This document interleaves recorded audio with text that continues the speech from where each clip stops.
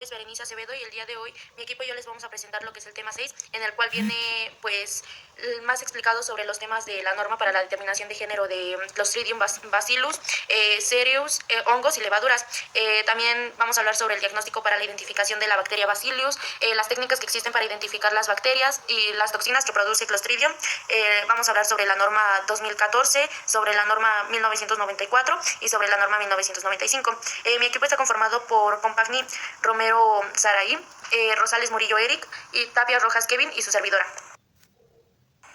Hola, buenas tardes. Bueno, les voy a hablar sobre la norma de determinación para el género de Clostridium, Bacillus cereus, hongos y levaduras. Bueno, principalmente hablando ya de esta norma, es la norma oficial mexicana 111 SSA1 1994. Ok, esta norma principalmente en lo que se basa es en que establece el método para determinar estos microorganismos que estén viables en productos que estén destinados al consumo humano.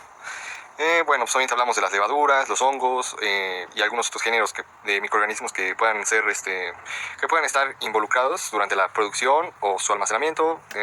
Digamos que ahora sí esta norma es de observación más que nada y obviamente aplica al territorio nacional para las personas físicas o morales, obviamente hablando de pues tanto empresas también, y esto pues es obligatorio de una forma en la que pues tiene que cumplirse, hacerse respetar esta norma, sobre todo por fines de productos nacionales, de importación o algunos, pues digamos que fines que sean particulares, ¿no?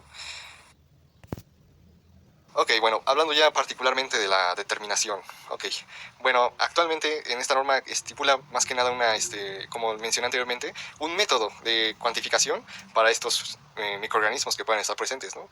Entonces, para esto se usan, pues, medios de cultivo, pruebas bioquímicas, etcétera, pero digamos que la que está más mencionada en esta parte es un recuento en placa que se le llama recuento de placa de 25 más 1 grado Celsius. Vale, para el diagnóstico e identificación, bueno, para identificar la bacteria Bacillus cereus involucra varios pasos y técnicas. Principalmente vamos a hablar de 5, empezando por el cultivo. En esta parte pues se va a hacer un cultivo inicial, en donde pues se van a hacer un recuento de las unidades formadoras de colonia que tenga esta bacteria. Obviamente pues ya que esta bacteria se encuentra en suelos, en polvo, vegetales, entre otros lugares, pues es digamos, una bacteria fácil de aislar. El siguiente son las pruebas bioquímicas. Se llevan a cabo las pruebas bioquímicas para determinar características metabólicas. Ese es el punto principal. Ahora sí que saber cómo es el metabolismo de la bacteria y su producción de catalasas, obviamente hablando de ya producción enzimática, algunas reducciones de nitritos a nitratos y pues obviamente la fermentación que tenga de diferentes azúcares. Otro punto serían las pruebas de toxinas, ya que la Bacillus puede pues, ser una productora de enterotoxinas, obviamente hablamos de que son toxinas que dañan al ser humano, porque pues, puede producirte una intoxicación alimentaria, pues se hacen pruebas de diagnóstico, obviamente en este caso se usa el PCR, que es una prueba para detectar pues, los genes que codifican estas toxinas, ¿no? El siguiente sería la secuenciación de los 16 RNA, que es una prueba para, pues digamos que determinar la especie de la bacteria con una alta precisión. Ya después tenemos lo que son los métodos selectivos. Bueno, en este caso, pues son métodos diferenciales, selectivos, más específicos, no tan comunes.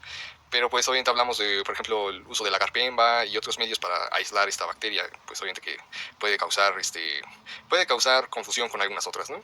Obviamente, como lo mencioné en estas técnicas, pues se seleccionan estos métodos en función de lo que queremos nosotros como pues investigadores, ¿no? Al momento de aislar a la especie. Y pues obviamente esto es importante para detectar su capacidad y predecir y evitar que pues produzcan toxinas de nuestros alimentos, ¿no? Y, ok, técnicas de identificación de bacterias. Bueno, en la microbiología existen diversas técnicas y modos para identificar las bacterias que están pues, en distintos ambientes y en distintos alimentos, por ejemplo. Pero pues bueno, principalmente ahorita lo que les voy a hablar pues son digamos que las técnicas que son principalmente dos, que son métodos fenotípicos y genotípicos. Bueno, empezamos con los fenotípicos. Bueno, como primer lugar tenemos la morfología, en donde en este se va a observar la forma, tamaño y apariencia de las bacterias que están en nuestro laboratorio, en nuestro microscopio, ¿no? El segundo es la tinción diferencial. Obviamente ya todos lo hemos hecho y pues es una tinción de Gram, en donde diferenciamos las Gram positivas y las Gram negativas, en base al color. Luego el siguiente son las pruebas bioquímicas, en donde, como lo mencioné anteriormente, se comprueba su capacidad metabólica de estas bacterias y, bueno, su fermentación de azúcares, producción de enzimas, etcétera. Tiene muchos usos. Las pruebas serológicas, que pues, se usan para detectar antígenos específicos en una superficie bacteriana. También la tipificación por fagos, Bueno, eso usa virus bacterianos que pues, son específicos para identificar algunas bacterias por la susceptibilidad que tienen para ser infectadas. Y bueno, ahora hablando de los métodos genotípicos, el más común es el PCR, que pues aplica una secuencia de ADN para pues, identificar bacterias específicamente. Digamos que es un método de alta eficiencia y de alta especificidad. Secuenciación de ADN, que incluye técnicas de secuenciación del gen 16-RNA, que ya mencioné anteriormente, para identificar las especies. La hibridación de ácidos nucleicos, que detecta las secuencias de ADN o ARN específicas mediante sondas marcadas. Y bueno, tenemos la electroforesis con gel de campo pulsado. Bueno, esto es más que nada, pues, básicamente como la electroforesis que conocemos, en la que separamos los fragmentos de ADN por tamaño. Y bueno, pues obviamente se puede apreciar un patrón de bandas, ¿no? El otro que es espectrofotometría de masas, que identifica bacterias a nivel de especie basándose en el perfil de las proteínas que posee. Obviamente cabe resaltar que ya, punto y aparte, que cada uno de estos nos asegura ventajas y desventajas, ¿no? Hay unos que son más limitados y otros que son más eficientes. Pero bueno, obviamente el que escojamos nosotros va a ser en función de la especie que queremos identificar y los recursos que tengamos disponibles en el laboratorio, obviamente, ¿no? Porque pues digo, ahora sí que eso es el limitante crucial dentro de toda esta magia. Pero bueno, eso sería todo por el momento. Bueno, ahora, ¿qué es un Clostridium? Clostridium es un género de bacterias anaerobias, formadoras de esporas, termorresistentes, que en ausencia de oxígeno, estas van a germinar, van a crecer y van a excretar toxinas.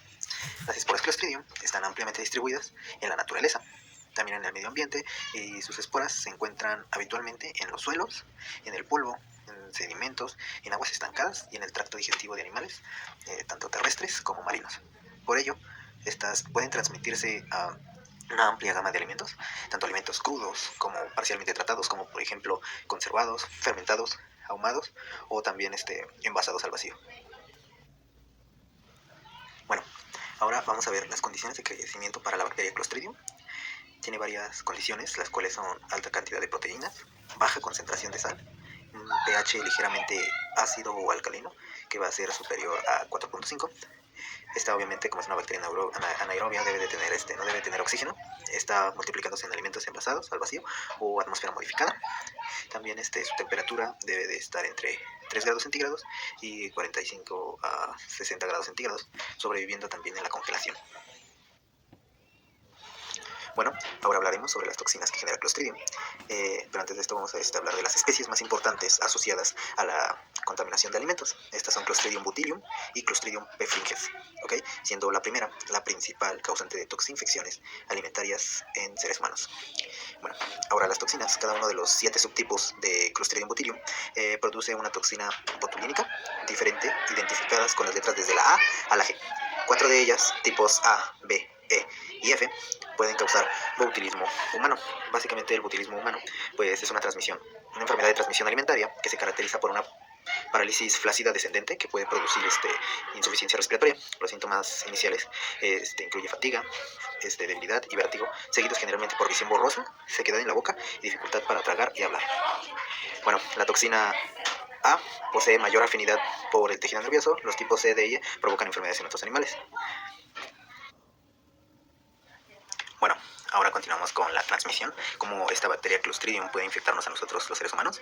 Ok, hay 3 vías de transmisión, pero la principal vía de transmisión de toxinas de Clostridium a las personas es a través del consumo de alimentos contaminados por falta de higiene e inadecuada manipulación en cualquier etapa de la cadena alimentaria. La segunda es los manipuladores.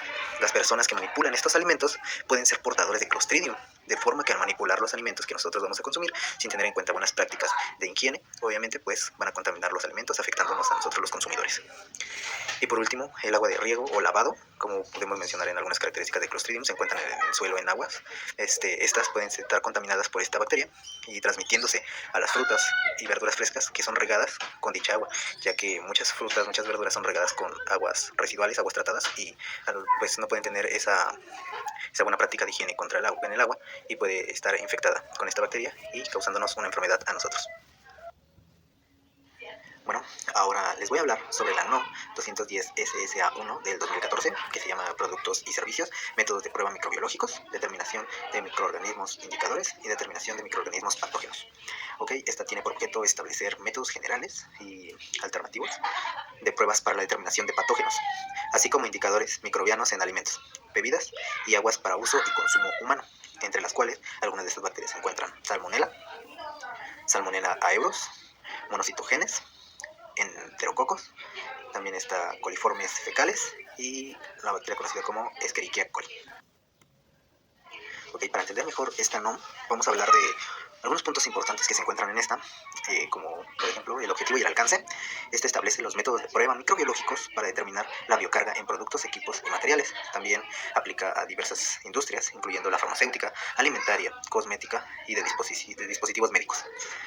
Ok, algunas definiciones. Estas nos van a proporcionar definiciones claras y precisas de términos relevantes como biocarga, método de prueba y especificaciones microbiológicas, asegurando una comprensión uniforme de los conceptos. También tenemos los métodos de prueba. Esta va a detallar los procedimientos específicos para la detección y cuantificación de microorganismos, incluyendo bacterias, hongos y levaduras. Incluye métodos como la filtración por membrana, siembra por extensión, siembra en profundidad y otros métodos válidos. Bueno, ahora siguen los criterios de aceptación. Establece los límites microbiológicos permisibles para diferentes tipos de productos y materiales. También nos va a definir los criterios de aceptación y rechazo basados en los resultados de las pruebas microbiológicas. Tenemos los requisitos de validación. Estos describen los procedimientos para validar los métodos de prueba microbiológicos, asegurando su precisión, exactitud y reproducibilidad. Incluye la necesidad de realizar estudios de recuperación y de demostrar que los métodos son adecuados para el tipo de producto o material en cuestión que requeramos. Control de calidad y monitoreo, que especifica los requisitos para el control de calidad interno de los laboratorios que realizan estas pruebas. Y también incluye la necesidad de utilizar controles positivos y negativos, así como estándares de referencia para garantizar una validez de los resultados. Bueno, ahora continuamos con documentación y registros. Esta requiere la documentación detallada de todos los procedimientos que se hagan de prueba, resultados y cualquier desviación observada. Estipula la necesidad de mantener registros adecuados para permitir la trazabilidad y auditoría de los resultados. También tenemos otro punto importante que es la capacitación del personal. Esta subraya la importancia de la capacitación continua del personal que realiza las pruebas microbiológicas, asegurando que estén familiarizados con los métodos y procedimientos establecidos. También tenemos, por último punto, infraestructura y equipos. Esta nos va a establecer los requisitos mínimos para las instalaciones y equipos utilizados en las pruebas microbiológicas, incluyendo la necesidad de mantener condiciones ambientales controladas para evitar la contaminación. Y bueno, en esta parte voy a mencionar en qué consiste la norma oficial mexicana, que es la NOM 130 de 1995, que habla acerca de bienes y servicios respecto a los alimentos deshidratados. Básicamente nos redacta en esta norma que se debe de seguir el cumplimiento porque es crucial para garantizar que los alimentos deshidratados que lleguen al consumidor obviamente sean seguros y que tengan una alta calidad, protegiendo así la salud pública y promoviendo buenas prácticas dentro de la industria alimentaria. Como siguiente, esta norma nos abarca un punto inicial importante que es acerca de las especificaciones sanitarias. Dentro de este factor tenemos 3 puntos que habla acerca de los límites microbiológicos, los contaminantes químicos y los aditivos. En la parte de los límites microbiológicos tenemos que existen cierto tipo de límites que son permisivos, hablando respecto a los microorganismos o patógenos tales como la salmonella, el E. coli, entre otros. Después tenemos lo que son los contaminantes químicos, que son aquellos que van desde metales pesados, residuos, plaguicidas y micotoxinas. Como último punto tenemos los aditivos, que obviamente esos son hasta cierto punto permitidos. En este factor tenemos lo que son los métodos de prueba, que son aquellos que básicamente la norma describe para el análisis necesario para verificar el cumplimiento de las especificaciones sanitarias. En esta parte tenemos lo que es un muestreo, que habla acerca de un tipo de procedimiento que son para la recolección de las muestras representativas. Asimismo, vamos a continuar con un análisis microbiológico y químico. Obviamente aquí se van a ver métodos estándar para detectar y cuantificar contaminantes y aditivos que no son permitidos. Tenemos lo que es la parte del etiquetado y almacenamiento y transporte. Como parte del etiquetado nos menciona que los alimentos deshidratados deben de cumplir con ciertos requisitos, obviamente en el etiquetado deben de incluir información, que es el nombre del producto, lista de ingredientes, contenido neto, información nutrimental, instrucciones de uso, conservación, nombre del fabricante, dirección, lote, fecha, entre otro tipo de factores esenciales para nuestro consumo. Tenemos lo que es la claridad y legibilidad, lo que nos menciona que la información debe ser clara, veraz y legible para el consumidor. Otro factor esencial es el almacenamiento y el transporte. En este nos menciona que hay cierto tipo de directrices para el almacenamiento y el transporte de alimentos deshidratados, que son para mantener la calidad bajo condiciones de almacenamiento. Tenemos obviamente lo que son factores de temperatura, humedad y condiciones higiénicas adecuadas para estos. Como parte del transporte tenemos las medidas que son para prevenir la contaminación y el deterioro durante el transporte o el traslado de ese tipo de alimentos. Y bueno, pues yo les voy a hablar sobre la norma oficial mexicana NOM 092 SSA1 de 1994, bienes y servicios, método para la cuenta de bacterias aerobias en placa. Bueno, pues básicamente esta norma oficial mexicana establece el método para estimar la cantidad de microorganismos viables presentes en un alimento, agua potable y agua purificada. Bueno, se basa en la cuenta de colonias en un medio sólido incubadas aeróbicamente. Esta norma es observancia obligatoria en el territorio nacional para las personas físicas o morales que requieran efectuar este método en productos nacionales y de importación para fines oficiales. Y pues a continuación hablaré sobre los puntos principales de esta norma. Bueno, como primer punto tenemos el alcance y campo de aplicación. Esta norma es aplicable para determinar un número de bacterias aerobias mesófilas visibles presentes en alimentos, bebidas, agua y otros productos. Como punto número 2 tenemos lo que son las definiciones. Las bacterias aerobias mesófilas son bacterias que crecen en presencia de oxígeno y a temperaturas moderadas, típicamente entre 25 grados centígrados y 45 grados centígrados. Como tercer punto tenemos lo que es el fundamento del método, el cual este método se basa en la siembra en placa de diluciones apropiadas de la muestra, seguida de la incubación a una temperatura específica, que va de 35 grados centígrados a los más menos 2 grados centígrados, durante un periodo determinado que va de 48 a más menos 2 horas. Y bueno, después sigue el recuento de las colonias desarrolladas. Bueno, como cuarto punto tenemos lo que es el procedimiento. Como primer paso tenemos lo que es la preparación de diluciones. En esta norma pues nos especifica, bueno, la descripción detallada de cómo preparar las diluciones seriadas de la muestra. Como segundo paso tenemos lo que es la siembra de placas. Aquí pues nos vienen las instrucciones para la siembra en placas de agar, incluyendo técnicas como la siembra en superficie o en profundidad. Como tercer paso tenemos lo que es la incubación. Aquí vienen pues las condiciones específicas como temperatura y tiempo para la incubación de las placas. Por último paso tenemos lo que es el recuento de las colonias. En la norma vienen los métodos para contar las colonias bacterianas desarrolladas, así como la interpretación de los resultados. Y bueno, como quinto punto tenemos lo que es la interpretación de resultados. En esta norma viene el cálculo del número de bacterias por gramo o mililitro de muestra basado en el recuento de colonias y el factor de dilución utilizado. Bueno, como sexto punto tenemos lo que es la consideración de calidad. En este punto, pues la norma especifica el control de calidad del medio de cultivo y del equipo de laboratorio, así como el aseguramiento de la precisión y exactitud de los resultados obtenidos mediante la verificación y la calibración de los instrumentos. Y bueno, pues en resumen, esta norma es una norma técnica que especifica el método de estandarización para la determinación de la cantidad de bacterias aerobias mesófilas en diversas muestras, y con esto pues asegurando la consistencia y fiabilidad de los resultados obtenidos en los análisis microbiológicos. Y bueno, ahora les voy a hablar sobre la norma oficial mexicana NOM 113 SSA1 de 1994, bienes y servicios, métodos para la cuenta de microorganismos coliformes en placa.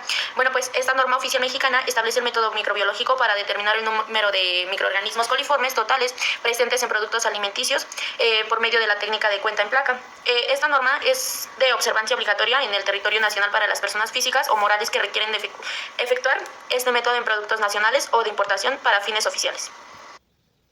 Bueno, pues ahora voy a mencionar algunos puntos importantes de esta norma. Como primer punto importante tenemos el objetivo y campo de aplicación. Esta norma se aplica para determinar la presencia y el número de coliformes totales en alimentos, bebidas y agua. Los coliformes son un indicador de la calidad sanitaria que estos productos tienen. Como segundo punto tenemos lo que son las definiciones. En definiciones tenemos las coliformes total, las cuales son un grupo de bacterias que incluyen especies que fermentan lactosa con producción de gas de 35 grados centígrados a 37 grados centígrados dentro de 48 horas. Este grupo incluye otro tipo de bacterias en el género de Escherichia, Klebsiella, Enterobacter y Citrobacter. Como tercer punto tenemos lo que es el fundamento del método.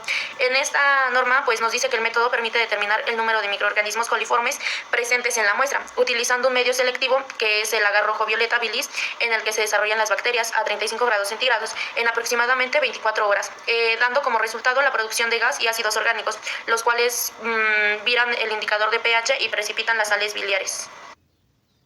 Como cuarto punto tenemos lo que es el procedimiento. Como primer paso tenemos la preparación de muestras y diluciones. En esta norma, pues al igual que en la norma pasada, incluye los detalles sobre cómo preparar las muestras y hacer las diluciones necesarias. Como segundo paso tenemos lo que son los medios de cultivo. Aquí nos especifica el uso de los medios de cultivo selectivos y diferenciales como el caldo lactosado. En el paso número 3 tenemos lo que es la incubación y la inoculación. En esta norma vienen las instrucciones para la inoculación de las muestras en tubos en caldo lactosado y su incubación, que es de 35 grados centígrados a 37 grados centígrados durante 48 horas, como ya lo había mencionado. Como último paso del procedimiento tenemos la interpretación de resultados, el cual pues en la norma nos determina la presencia de gas en los tubos incubados como indicador en la presencia de coliformes. Como Quinto paso tenemos, como quinto punto importante, tenemos lo que son los resultados. En estos resultados pues nos viene lo que es el conteo de tubos positivos. Aquí nos especifica cómo debemos hacerlo. Los tubos que muestran la producción de gas se consideran positivos para coliformes. El cálculo de número más probable es el uso del número de tubos positivos para calcular la NMP, que es el cálculo del número más probable de coliformes totales por gramo o por mililitro en una muestra utilizando tablas específicas. Como último punto importante tenemos lo que es el control de calidad. En esta pues la norma nos dice el aseguramiento de la calidad de los medios de cultivo y reactivos utilizados. Y pues esto sería todo por parte de esta norma. Como tercero, básicamente voy a explicar lo que es el diagrama de flujo bajo las determinaciones que nos menciona con respecto al microorganismo Clostridium. Como primer punto tenemos la preparación de la muestra, que es recolectar la muestra para así poderla transportar en condiciones anaeróbicas y homogenizar la muestra. Segundo punto tenemos lo que es el tratamiento de las muestras, que es homogenizar nuestra muestra en una solución de salina. Siguiente tenemos el tratamiento térmico a 80 grados centígrados aproximadamente por 10 minutos para así poder eliminar bacterias que se forman, que nos forman las esporas. En tercer punto tenemos lo que es el enriquecimiento, que es inocular básicamente la muestra en un medio de enriquecimiento anaeróbico y incubar así a 37 grados centígrados de aproximadamente 24 a 48 horas. Como siguiente punto tenemos la observación y selección de colonias, que es mediante la realización de pruebas bioquímicas preliminares. Siguiente punto tenemos pruebas de confirmación. Básicamente se usa lo que es PCR, de ser necesario otro tipo de prueba. Y así podemos llegar a lo que es la interpretación de resultados, que es el análisis de los resultados obtenidos de las pruebas para así determinar la presencia o ausencia en cuantificación del Clostridium. Y bueno, para el siguiente punto tenemos aislamiento en medios de cultivo, que es a través de la... Bueno, a continuación yo les voy a hablar sobre lo que son los procedimientos para la determinación de géneros como Bacillus. Como primer paso tenemos lo que es la preparación de las muestras. En esta, pues las muestras de alimentos deben ser recolectadas y preparadas siguiendo los lineamientos establecidos para asegurar la representabilidad y evitar la contaminación. Como paso número 2 tenemos lo que es pues asegurar que los medios de cultivo y reactivo sean de alta calidad y prepararlos de acuerdo a las especificaciones de esta norma. Como paso número 3 ya sería lo que es la incubación. En esta pues se van a meter las muestras a condiciones de 35 a 37 grados centígrados durante 24 a 48 horas. Y como cuarto paso tenemos lo que es identificar las colonias que presenten, las placas que presenten las colonias grandes, opacas y de bordes irregulares. Estas deben ser sometidas a pruebas bioquímicas y moleculares para su identificación y confirmación. Estas técnicas pueden ser como la tinción Gram. Después de esto, pues ya como último paso tenemos lo que es registrar los resultados. Y pues aquí se puede ir viendo conforme a las imágenes. Bueno, les voy a hablar sobre la norma que se utiliza para determinar tanto hongos y levaduras. Es la NOM 111-SSA1 de 1994, que se llama Método para la cuenta de mos y levaduras en alimentos. Como tal, tenemos el diagrama de flujo, que el primer paso es colocar por duplicado en cajas Petri de 1 mililitro de la muestra líquida directa o de la dilución primaria, utilizando para tal propósito una pipeta estéril. El segundo paso es repetir el procedimiento tantas veces como diluciones decimales se requieran. Sembrar utilizando una pipeta estéril para cada dilución. El paso 3 es verter de 15 a 20 mililitros de agar-papa dextrosa acidificado, fundido y mantenido a 45 más menos 1 grado centígrado, en un baño de agua que no debe exceder a más de 20 minutos. El paso número 4, que es mezclar cuidadosamente el medio con 6 movimientos, de derecha a izquierda, 6 en el sentido de las manecillas del reloj, 6 en el sentido contrario y 6 de atrás para adelante sobre una superficie lisa. El paso número 5 es permitir que la mezcla se solidifique, dejando las cajas Petri sobre una superficie horizontal fría. El paso número 6 es preparar una caja control con 15 mililitros de medio para verificar su esterilidad. El paso número 7 es básicamente invertir las cajas y colocarlas a incubación a 25 grados centígrados más o menos 1 centígrado. El paso número 8 va a ser contar las colonias de cada placa después de 3, 4 y 5 días de incubación. El paso número 9 va a ser seleccionar aquellas placas que contengan entre 10 y 150 colonias. Tenemos una pregunta, ya que nos dice que si la morfología de la colonia es suficiente. Si no, entonces vamos a tener que examinar microscópicamente para distinguir las colonias de las bacterias. Y si sí, pues básicamente llegamos al paso 11, que es registrar los resultados. Y con esto llegamos al final de este diagrama y de la norma para determinar mos y levaduras.